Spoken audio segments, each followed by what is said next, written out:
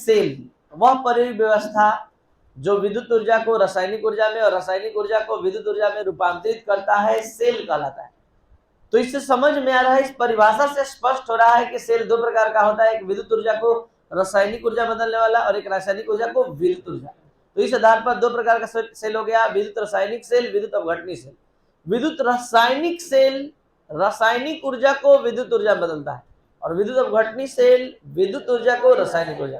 तो आज के कंप्लीट क्लास में हम लोग केवल विद्युत रासायनिक सेल, इलेक्ट्रोकेमिकल सेल के बारे में पढ़ने जा रहे हैं।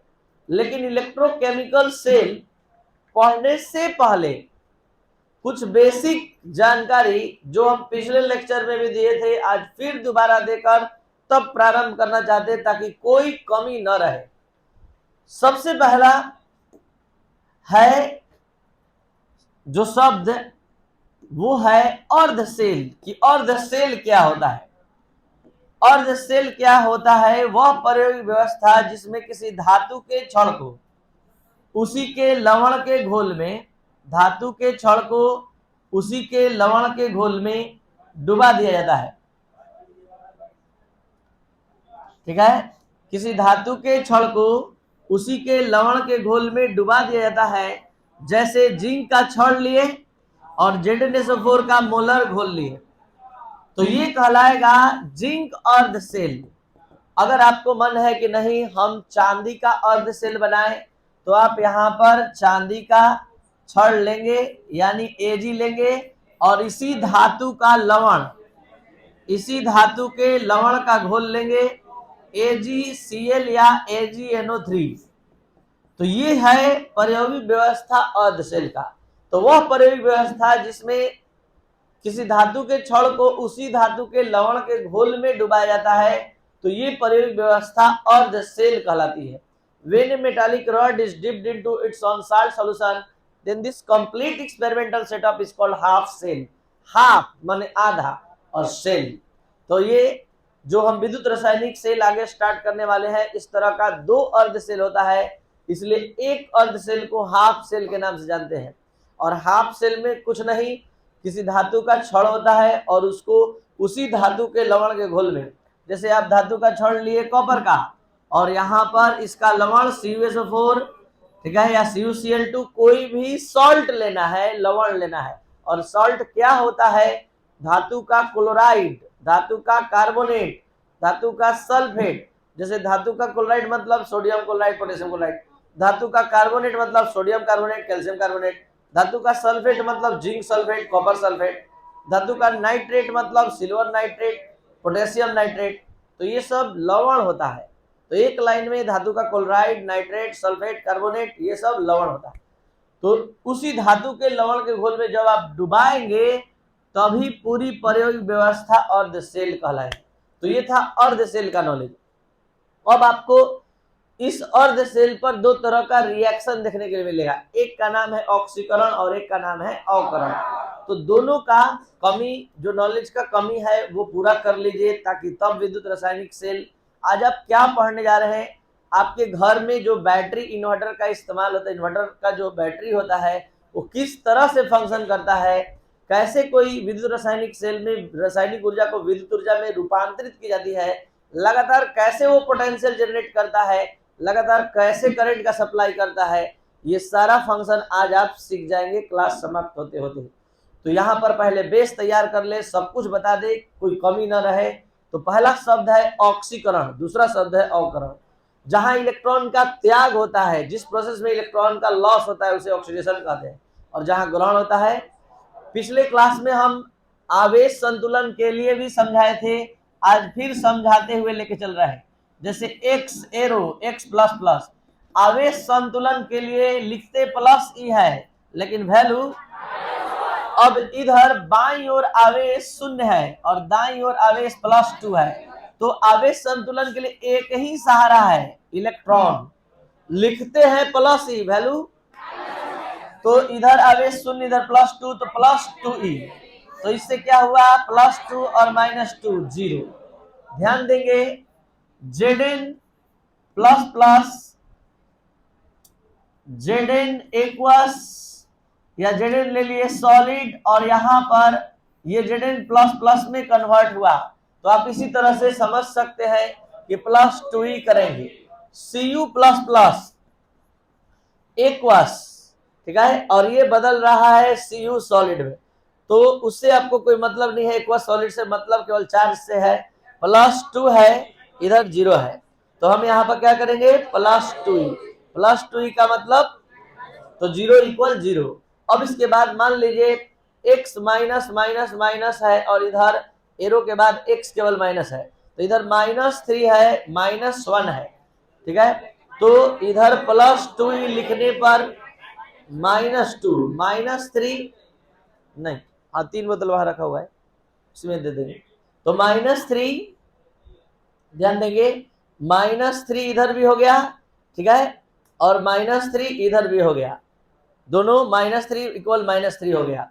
अभी हम चार्ज के बैलेंसिंग के लिए आपको समझाना चाहते हैं कि चार्ज का बैलेंसिंग कैसे किया जाता है, तो सीख लीजिए।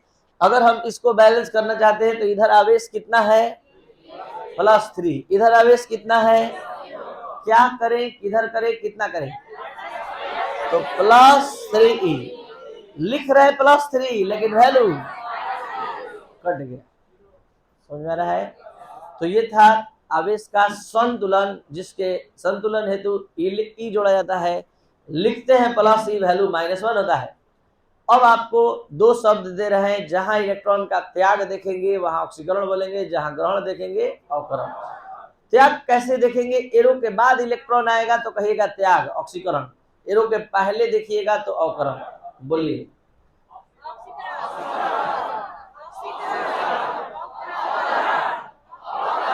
समझ में आ रहा है। जहां लॉस एरो के बाद आएगा इलेक्ट्रॉन तो ऑक्सीकरण, और जहां एरो के पहले इलेक्ट्रॉन आएगा ग्रहण करके तब बदलेगा तो वो अवकरण। अब आप पूरी तरह से तैयार है आज का टॉपिक पढ़ने के लिए, जिसका नाम है विद्युत रासायनिक सेल। विद्युत रासायनिक सेल में 2 अर्ध सेल होता है। प्रथम अर्ध सेल में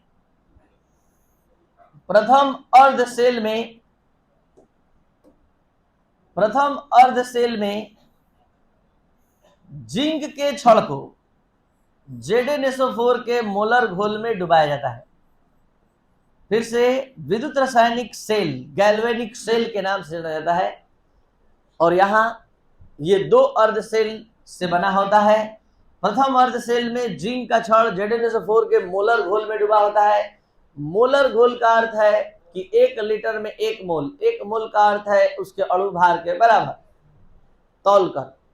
और यहाँ दूसरे अर्ध सेल में Cu के छड़ को CuSO4 के मोलर घोल में CuSO4 के मोलर घोल में CuSO4 के मोलर घोल में घोला जाता है। तो ये Cu का छड़ है, ये जिंक का छड़ है, ठीक है, और दोनों को बाहरी परिपथ की सहायता से हम यहां कनेक्ट कर रहे हैं।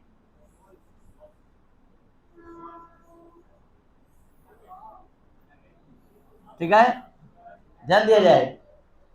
अब इसके अलावा भी एक चीज होता है, एक यू आकार का ग्लास ट्यूब होता है।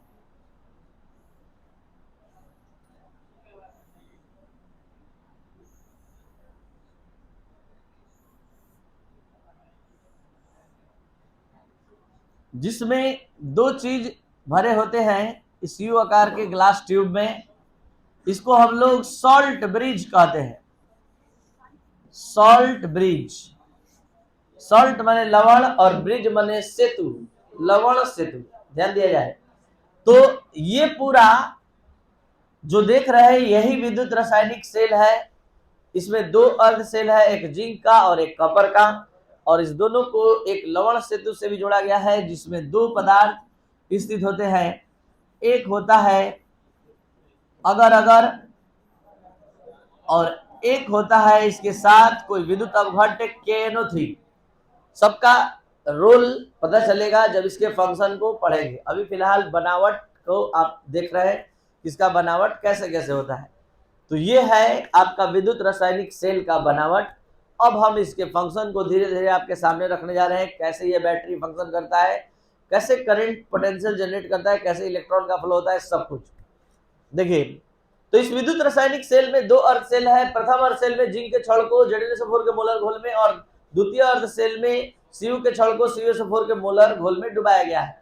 जैसे ही इस दोनों अर्ध सेल को बाहरी परिपथ की सहायता से जोड़ा जाता है, ये बाहरी परिपथ जिसमें आप देख रहे हैं कि यहाँ पर इस बाहरी परिपथ में हमने एक बल्ब का कनेक्शन किया है।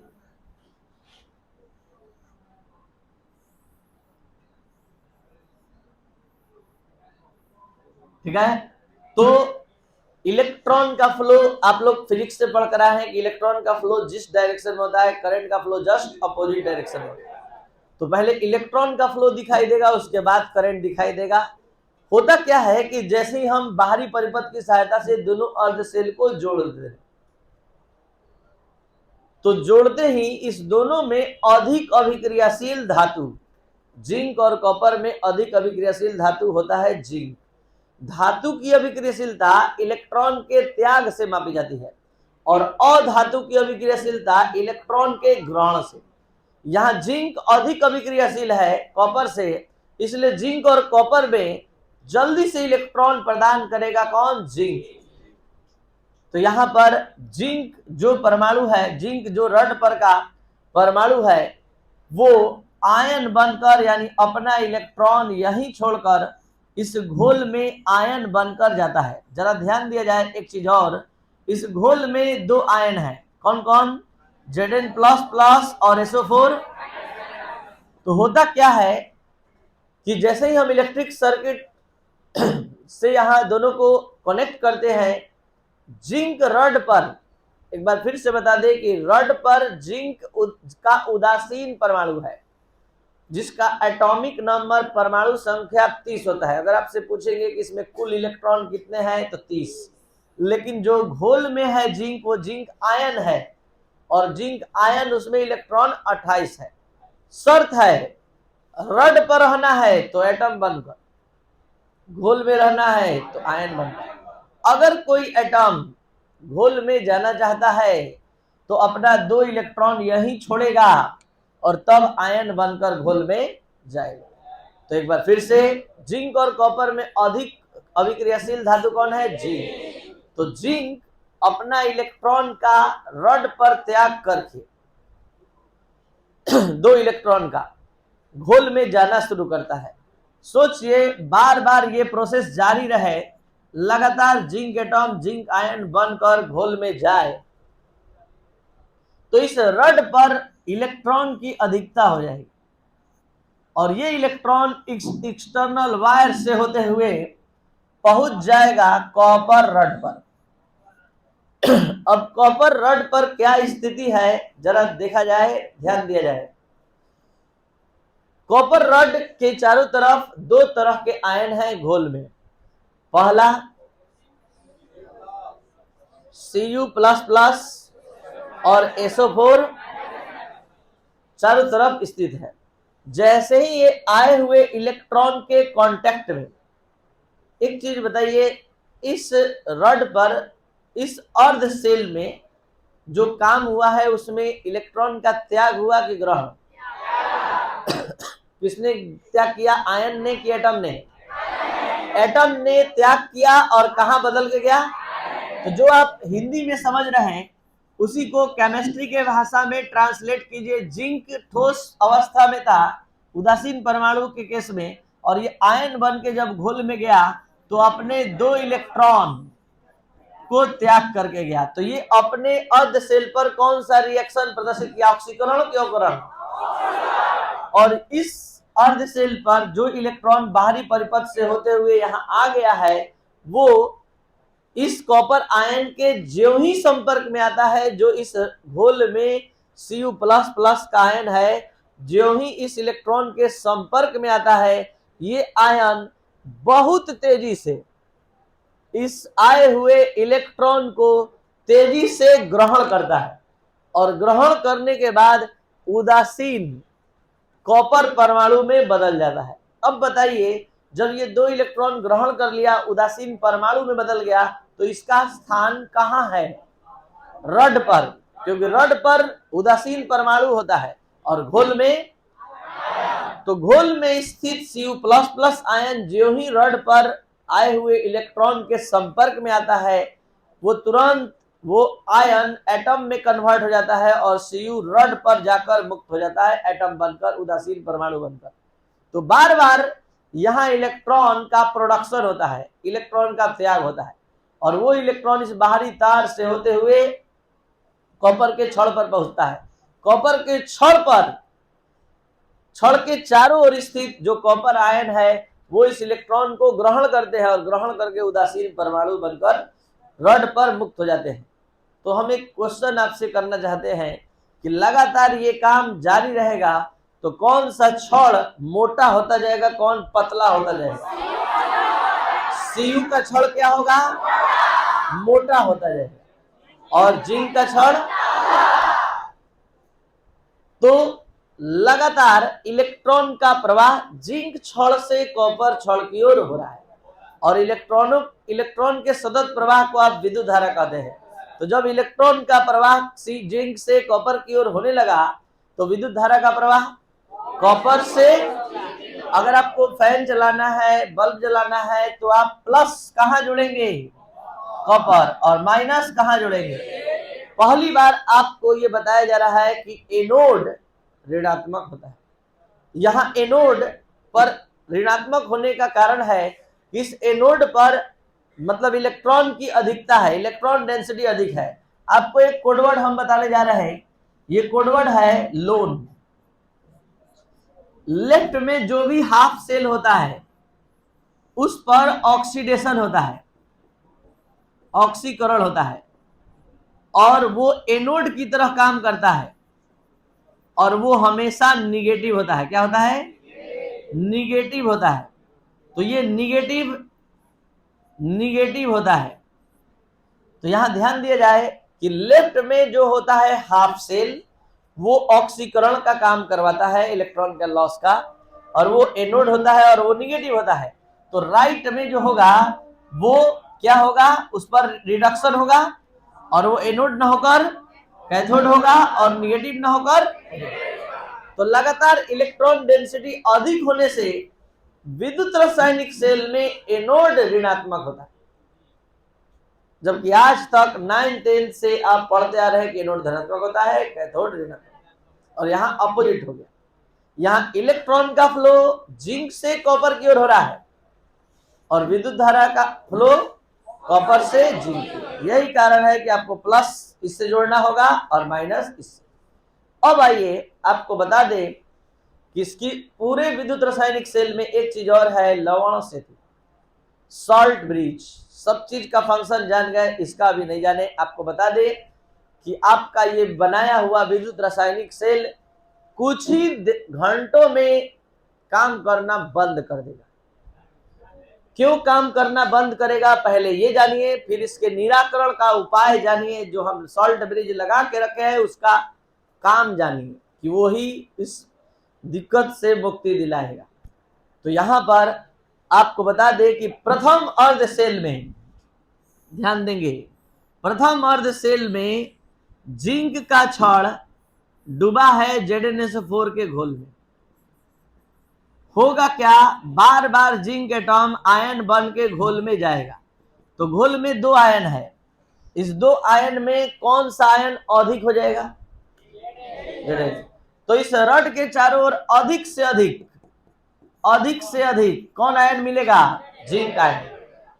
इसके जस्ट उल्टा इस वाले अर्ध सेल में Cu++ तो जा रहा है, Cu++ तो जा रहा है रड पर, और 2 आयन इसमें है, Cu++ SO4-। तो इस वाले अर्ध सेल में घोल में कौन से आयन की अधिकता पाई जाएगी?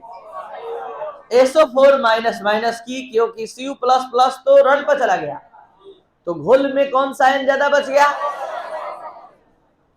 Cu++ तो घोल में चला, घोल से रड पर चला गया, और सल्फेट आयन घोल में ज्यादा रह गया। तो सल्फेट आयन इस रड के चारों तरफ ज्यादा इकट्ठा हो जाएगा। तो इस वाले अर्ध सेल में सल्फेट आयन के ज्यादा इकट्ठा होने से और इस वाले अर्ध सेल में जिंक आयन के ज्यादा इकट्ठा होने से क्या होगा, ये जो रड पर का जिंक एटम है जल्दी से शीघ्रता से इलेक्ट्रॉन लॉस करके अब आयन में नहीं बदलेगा। और दूसरा, जो दूर स्थित Cu++ है, यहां दूर स्थित जो Cu++ है वो तेजी से अब इलेक्ट्रॉन इसका ग्रहण नहीं कर पाएगा और आपका सेल धीरे धीरे काम करना बंद कर जाए। जबकि पूरा प्लेट अभी गला नहीं है, अभी बहुत सारा जिंक का परमाणु है, फिर भी काम करना बंद कर दिया। कारण है कि इसको घेर के रख लिया कौन, जिंक आयन, और इसको घेर दिया ज्यादा कौन, सल्फेट आयन। तो हम इसमें एक स्पेशल अरेंजमेंट करने जा रहे हैं और वो स्पेशल अरेंजमेंट है लवण सेतु का। ये लवण सेतु यू आकार का एक कांच का नली है, यू आकार का कांच का नली होता है और इसमें जेम जैसा पदार्थ, जैसे कि किसान जेम मार्केट में आता है, जिसको अगर दबा कर इसमें भर दिया जाए और इसको उलट भी दिया जाए तो ये गिरेगा नहीं। कौन, जेम गिरेगा नहीं। उलट देंगे तब भी, भरे है इसमें सीधा और इसको फिर उलट दिए तो मतलब जेम अर्ध ठोस होता है। तो ये अगर जस्ट लाइक जेम है और इसमें हम एक पदार्थ, एक विद्युत अपघट्य मिला रहे हैं जो हमको जरूरत है KNO3। अब KNO3 मिलाकर अगर के साथ अगर ब्लू अलगी से, नीले शैवाल से प्राप्त एक अलगी है अगर, और ये अगर मिलाकर KNO3 को जब भरते हैं तो हम जब इसको उलट कर रखते हैं दोनों के संपर्क में एक साथ तो ये गिरता नहीं है। मतलब पकड़े रहने के कारण ये KNO3 नीचे ट्यूब से बाहर नहीं निकलता है।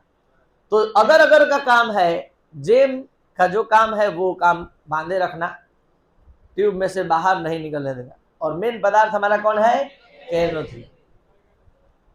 और इस दोनों अर्ध सेल के संपर्क में जैसे हम जोड़े हैं वैसे ही जोड़ दिया जाता है। अब इसका फंक्शन क्या है सुन लीजिए। इस वाले अर्ध सेल में कौन से आयन की अधिकता हो गई है, और इस वाले अर्ध सेल में सल्फेट आयन की। तो होगा क्या, इस अर्ध सेल में पॉजिटिव आयन की अधिकता हो गई है। तो इस KNO3 में दो आयन है, K+ NO3-। तो इसमें से निगेटिव आयन NO3- अट्रैक्ट होगा क्योंकि इस अर्ध सेल में पॉजिटिव आयन की अधिकता है। इसके घोल में कौन से आयन की अधिकता है, तो ये निगेटिव आयन को अट्रैक्ट करेगा। और यहां निगेटिव आयन की अधिकता है तो ये पॉजिटिव आयन को अट्रैक्ट करेगा। और जब पॉजिटिव आयन को अट्रैक्ट करेगा ये तब करेगा जब अधिक हो जाएगा, और अधिक हो जाएगा तभी आपको हटाने की जरूरत पड़ेगा। तो ये K+ जैसे ही बाहर आएगा, इस सल्फेट K+ जो है वो इस सल्फेट आयन से संयोग करेगा और संयोग करके बना देगा K2SO4। और K2SO4 बनते ही अवक्षेप के रूप में तली में जाकर बैठ जाएगा और आपका ये रड जो सल्फेट आयन के घेरे में था उससे मुक्त हो जाएगा। तो K+ जैसे ही बाहर आएगा सल्फेट आयन से कॉम्बिनेशन करेगा और लवण बनाकर तली में बैठ जाएगा। वैसे ही इधर जैसे ही ये NO3- आएगा बाहर, ये NO3- आयन इस Zn++ से संयोग करेगा और जिंक नाइट्रेट बनाकर तली में बैठ जाएगा और आपका रड दोनों अर्ध सेल का आयन से मुक्त हो जाएगा। जो चारों तरफ आयन, जिंक आयन यहाँ आ गया था, यहाँ सल्फेट आयन, और पुनः अब रड पर का एटम आराम से इलेक्ट्रॉन लॉस करके सॉल्यूशन में जाना शुरू कर देगा और यहाँ सॉल्यूशन का Cu++ पुनः आराम से इस इलेक्ट्रॉन से संपर्क में आएगा और रड पर जाकर मुक्त होगा। और आपका सेल तब तक काम करेगा जब तक कि रड पर का सारा एटम, इस जिंक रड पर का सारा एटम इलेक्ट्रॉन लॉस करके घोल में आयन के रूप में न चल जाए। तब तक ये रड लगातार मतलब इलेक्ट्रॉन का प्रोडक्शन करता रहेगा जब तक से पूरा गलेगा नहीं। तो ये था आपका विद्युत रासायनिक सेल। इस विद्युत रासायनिक सेल में दो अर्ध सेल होता है, एक जिंक अर्ध सेल, एक कॉपर अर्ध सेल। जिंक अर्ध सेल में आपने देखा जिंक एटम इलेक्ट्रॉन लॉस करके सॉल्यूशन में गया और इलेक्ट्रॉन का प्रोडक्शन किया, यानी इलेक्ट्रॉन का त्याग किया। तो ये ऑक्सीकरण अर्ध अभिक्रिया हुआ। और इस वाले में इलेक्ट्रॉन जब यहाँ आया इस अर्ध सेल में, तो उस उस इलेक्ट्रॉन को ग्रहण कौन किया? Cu ion. और Cu आयन कहाँ था? घोल में। और ग्रहण करके कहाँ गया? रड पर। तो ये अवकरण अर्ध अभिक्रिया हो गया। और जब दोनों अर्ध अभिक्रिया को लिखकर जोड़ देते हैं तो आता है संपूर्ण सेल अभिक्रिया। तो दोनों अर्ध अभिक्रिया को हम यहां लिख रहे हैं। पहला अर्ध अभिक्रिया यहां लिखा हुआ है, दूसरा केवल लिख रहे हैं, ध्यान दिया जाए। ये हो गया आपका Cu++ और यहां हम Zn+ वाला अभिक्रिया को लाए उठाकर Zn++ एक्वस और +2e और दोनों को जोड़ दिए। जोड़वाइए वैसे ही जैसे मैथ में जोड़ते हैं, ठीक है। ये 2e कट जाएगा, ये 2e, ठीक है, और ये 2e कट जाएगा। उसके बाद ये Cu+ एक्वस एरो Zn++